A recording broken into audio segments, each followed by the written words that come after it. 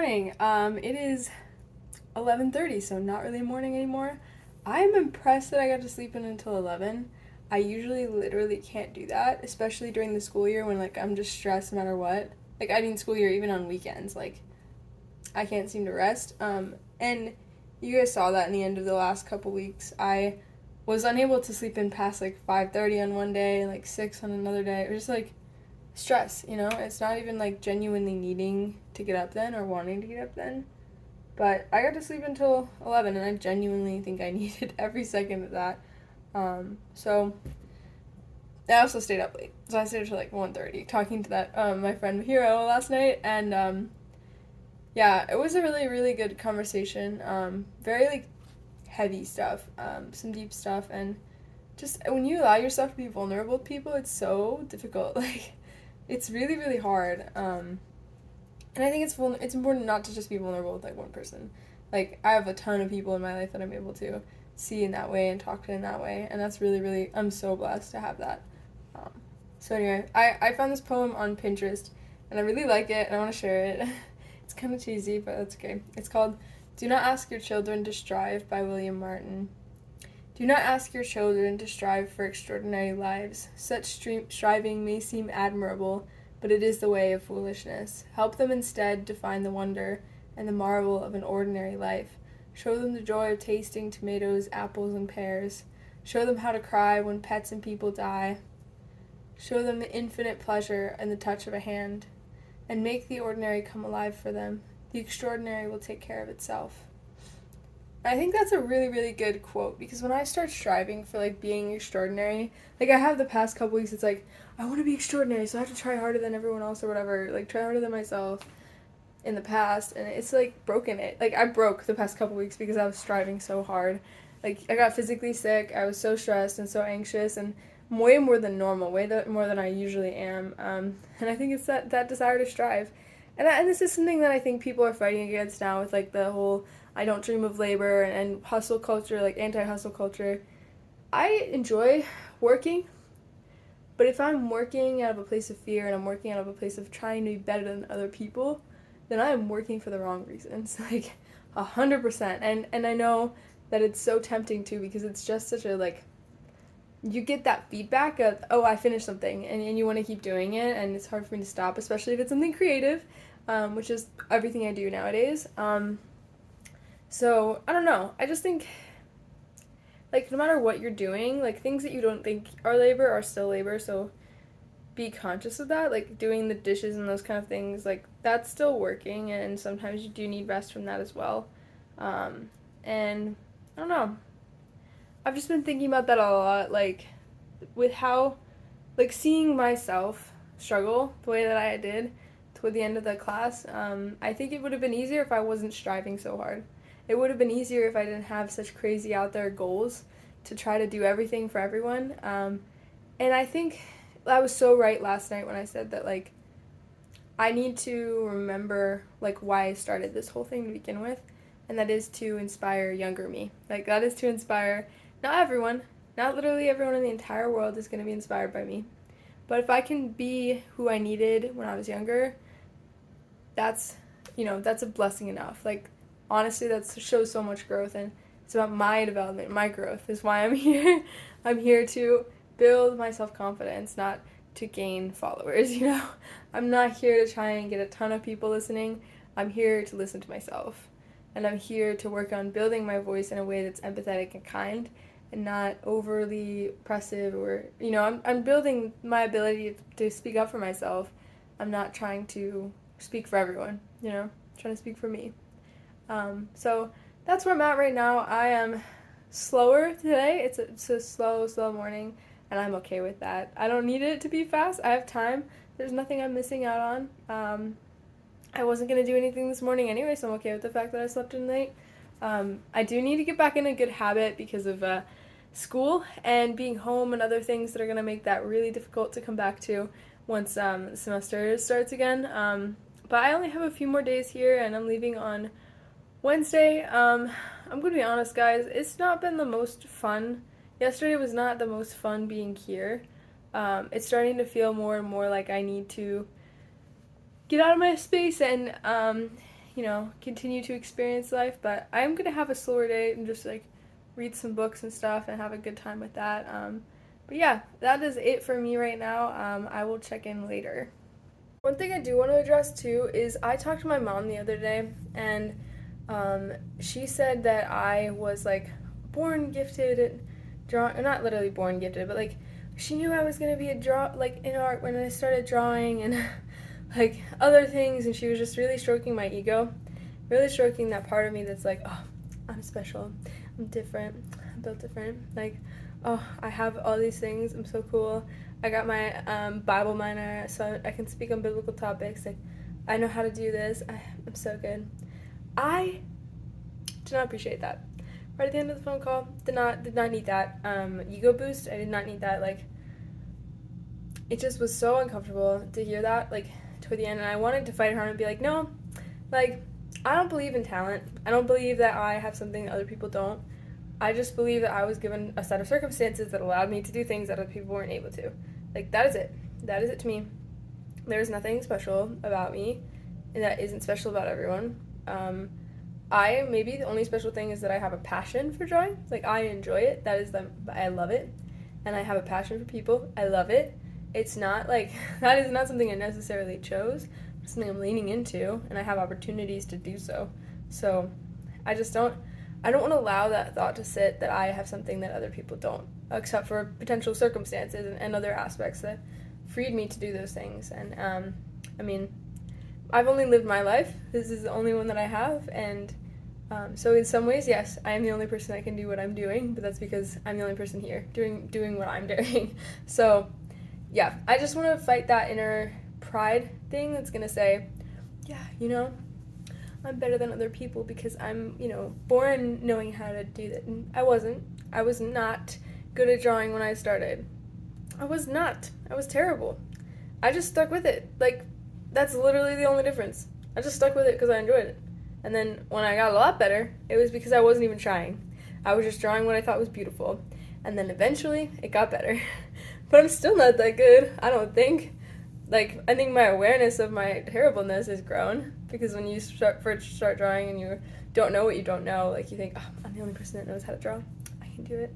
I'm so different from everyone who doesn't draw. Like, it's so dumb when you're a kid that's like, you're a kid, you don't know any better, but you grow up. And I just wanted to fight that pride thing that's going to say, oh, like, yeah, you can tell from when I was a kid that I was going to be good at drawing. Just stop. Like, I don't need that. This is just a little reminder to myself and to anybody else who's also who's learning more about the world and growing in different ways. There is a difference between seeing issues and seeing big, huge patterns over time. I think I'm starting to fall a little bit into seeing too many connections that aren't necessarily correlated. It's fun to kind of make those connections and be like, I wonder if we think this because of that, or I wonder if we just inherited this or that. And there are lots of ideas that need to be released from the past. I think there's a lot of things that we can tend to fall into that are just not serving us anymore, that maybe were useful at one point in history. But at the same time, like, here's a little reminder, here's a little reality check. Getting rid of capitalism would not release us of human greed. Getting rid of, some of those environmental factors isn't going to completely relieve us of the fact that people are still going to do bad things regardless.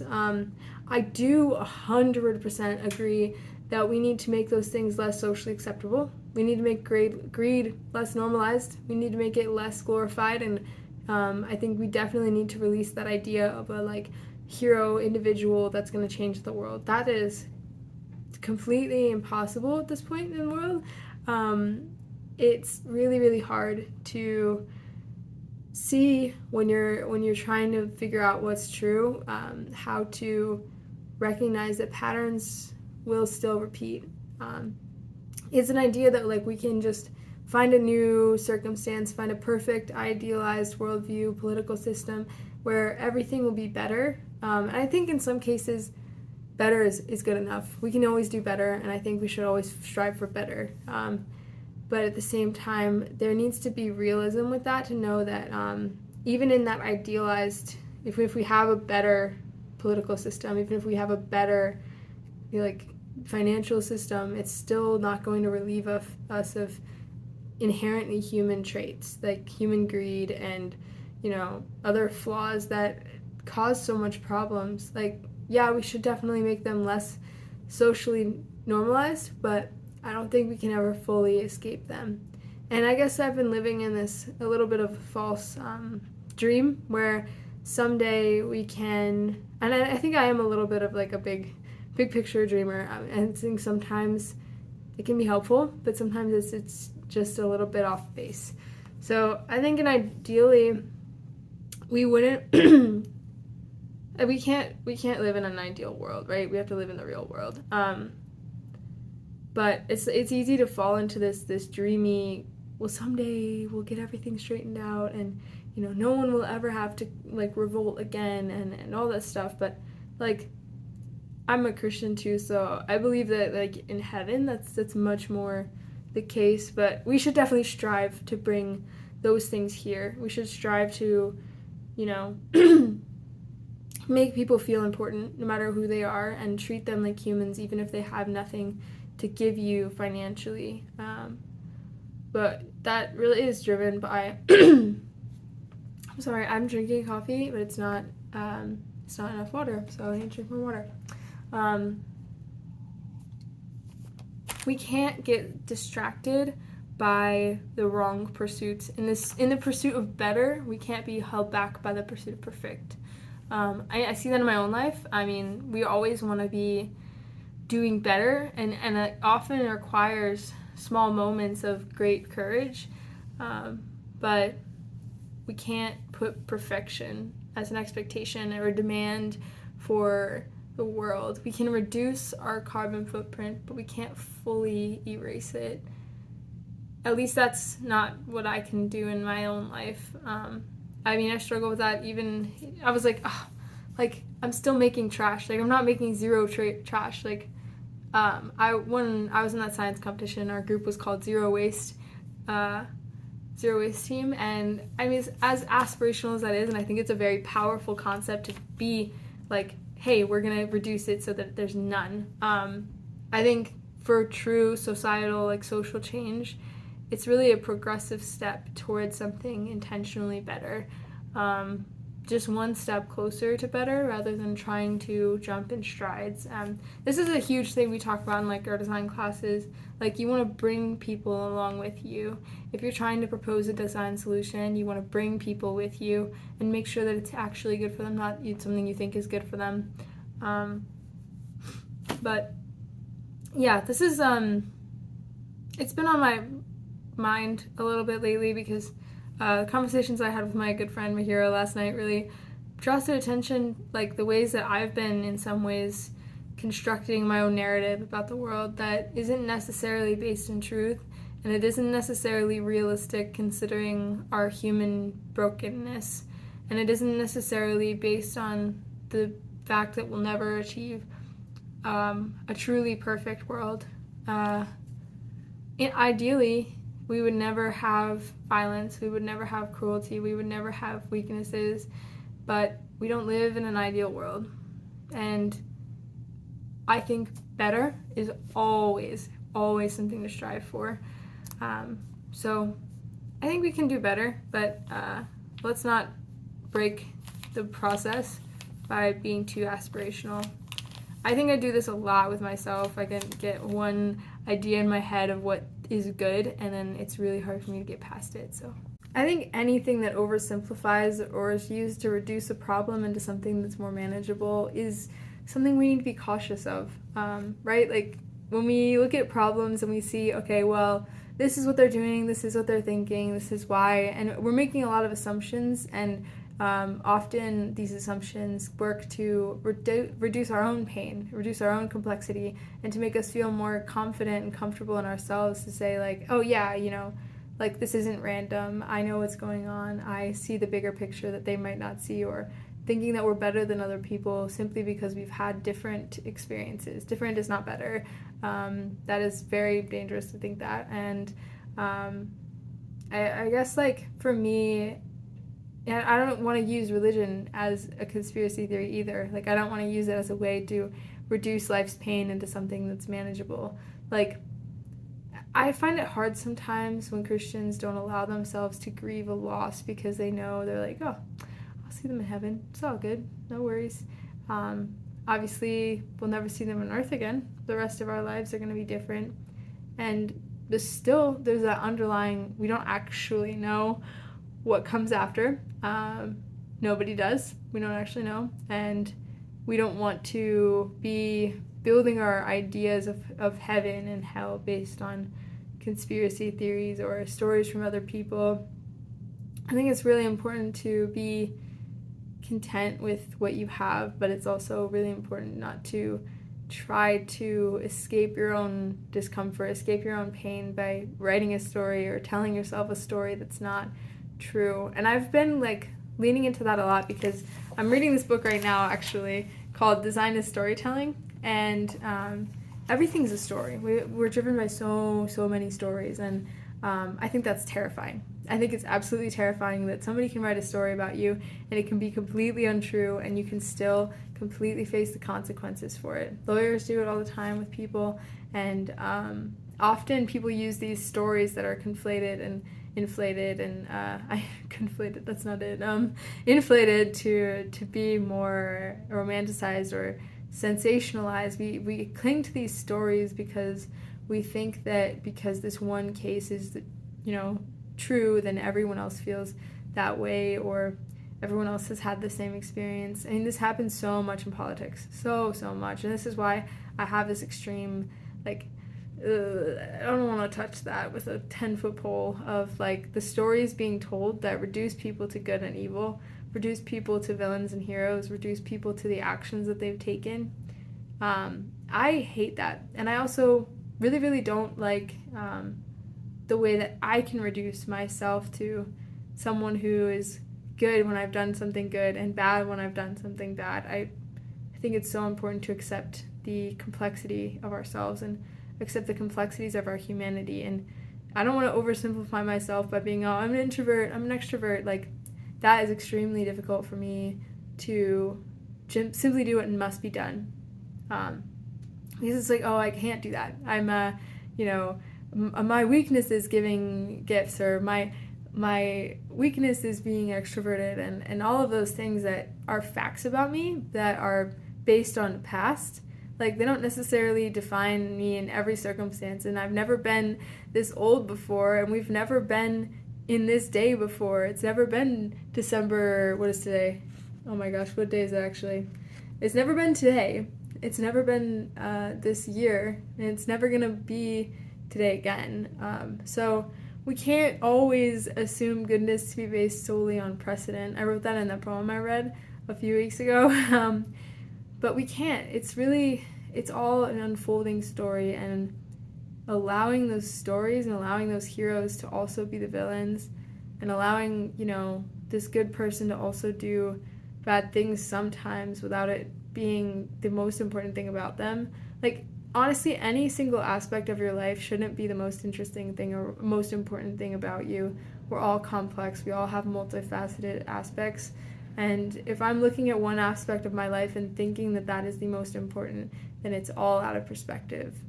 And whether that's my intellect or my patience or my, badness even, or my, propensity to do cruel things, my ability to speak up in a good circumstance or to say hard things that need to be said, it's all in the right context and the right time. And there are usually appropriate context for feelings. Like, if I'm feeling angry, it's a righteous anger, but indulging in that is wrong. That is not healthy or helpful. But at the same time, if I never feel anger, I will never feel joy. If I never feel anger, then I will never be able to protect myself when injustice occurs, or I won't be able to stand up for other people when injustice occurs. So all that to say, the world is so much more complicated, and when we lean into these ideas that reduce it, we're making the world a less beautiful place. the world is so complex, and people are so infinitely complex. One person is a completely different person in one circumstance, and especially when it comes to relationships, we need to allow people to be fully themselves regardless of how that benefits or harms us. And I'm not saying like allow them to be cruel to you. I'm just saying like allow people to exist on their own and enjoy their existence, and admire the beauty that exists in them, and push them towards better, because better is better. But perfect is non-existent, and perfect is death, honestly. We can make anyone who's no longer existing into something we want them to be. We can project the perfect idealized ideas onto someone that's incomplete, meaning that, you know, we also can project that onto people who have found earthly success, but also we don't know what it's like to be them. We'll never know what it's like to be them. What I'm saying with the imperfect, like incomplete, we see an incomplete picture when we see social media. We see an incomplete picture when we see someone one day of the year when they get to look put together, or when they make a speech in front of everyone. We're looking at an incomplete idea of someone, but we're never really seeing a full, complete idea of people. It's just, I mean, you're seeing more of me than I have in the past, because I'm simply creating more. I'm allowing more of that inner self to express themselves than I have before. But even then, you're only seeing a very small part of my life. So I don't know. We just have irreducible complexity, and I think that we need to rejoice in that and enjoy that. So does God. I mean, to me, if I'm like truly honestly with that, God is irreducibly complex, and I mean, to me, that's a really important thing to remember too.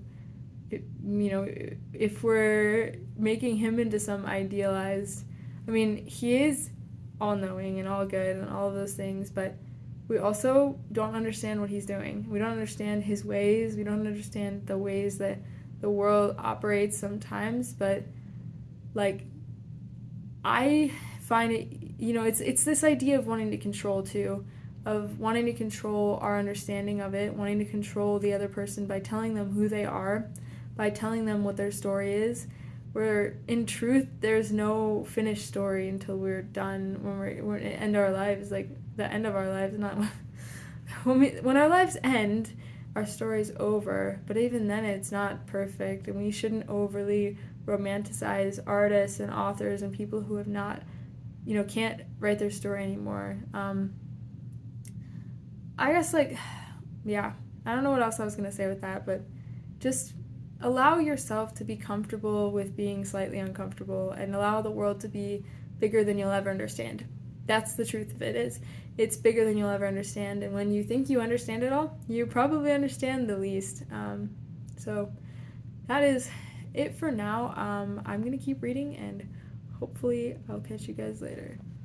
Another thing I have to consciously be fighting is the idea that I have to have like a ton of dishes in my sink to kind of convince myself to do them. And then even then the energy just is like, I don't want to do it. Like, that's too much in one sitting, whatever. And like the idea of saving our work until it's so much that we have to set aside a lot of time for it is so unhelpful. And I want to say that is something I'm fighting right now. Is there's that tendency I had as a kid, and as other things and other people modeled for me, was waiting until you have to do something to do it, until you run out of your dishes and then you'll do them. I am choosing to not do that. I'm choosing right now that I'm going to do these dishes right now, and I'm going to play some music while I do it, because I want to enjoy it. I got to convince myself to do it, make it easier for myself. I don't want to make it something that's impossibly difficult, then I'll do it. I want to make it something that comes naturally, because I'm convincing myself it's more fun by playing music during it. So I'm going to go do those 3 dishes that I made this morning, and then I'm planning to probably finishing up reading the newspaper, and then I'm going to go work out. It's been a very slow day, very weird, but I feel no shame in that. I feel absolutely no shame in having a slower day. I'm also going to I'm going to edit out my videos from yesterday, and going to schedule those and all that, so I'm excited for that. Staying on top of things is so much easier than trying to make up for lost time. So I know that with these vlogs too, because oh my gosh, trying to edit out all those vlogs from the last 2 weeks, so hard, so much to do. So let's prevent that by staying on top of things. Plan for the evening is to go to the gym, have a killer workout. I can't really do the hip thrust though, because like I really just don't have a good setup for that at all, unfortunately. But I will be doing pretty much everything else. I'm gonna go over to the one at my school. I'm gonna go have a killer workout, and then go over and get some poke. I want to get some poke bowls.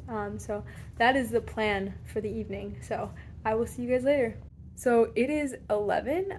It's getting to be about bedtime for me. I'm making some sleepy time tea and I'm gonna chill out for the night. But just a little update. I did go to the gym and I had a good time there. I was more gentle with myself than I think normally it would be. I pushed myself, but I didn't do it for a super long time because I didn't really eat a lot today. I basically only had like a bigger lunch and then dinner. I don't normally wake up at like 11, so it was kind of weird for me. But yeah, I didn't go too hard, but I went and got the poke bowl, came back here, watched an episode of the Great British Baking Show, like their Christmas version, and then I watched an episode of Barbie Life in the Dream House for the nostalgia, and it's such an ironic show. Like, I feel like there's so many, like, random layers to it. I did not remember that. Like, so many, like, cultural references. I was like, whoa, jeez. Why is this actually entertaining? Like, but also extremely, like, difficult in a way because it's so, like, fake. Like, everything about it, it's the point, but it's just kind of funny. Anyway, yeah, so and then I also read this book called Design is Storytelling. I really liked it. It was some really solid advice with even if like you're just doing graphic design or user experience design, like it was just really, really helpful stuff to remember, to learn, and really, really good stuff. So it was a phenomenal book. But I'm going to go to bed and I'll have church tomorrow morning. So good night. I will see you later. But what is the purpose of all this accumulation?